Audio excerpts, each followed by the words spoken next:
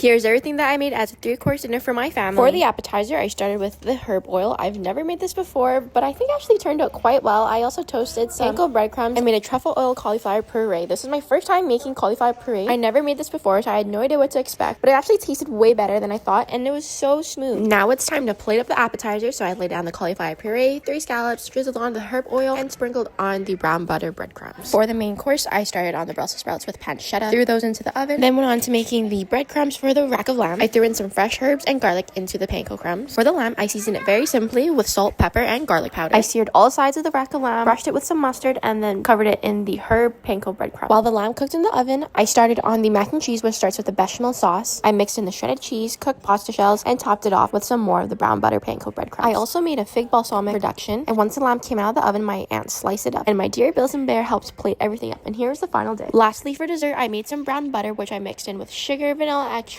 a little bit of flour, and milk. In a different bowl, I mixed together blueberries and some sugar. Then the batter went onto the cast iron skillet, topped it off with the blueberries, put this into the oven, and served it warm with ice cream.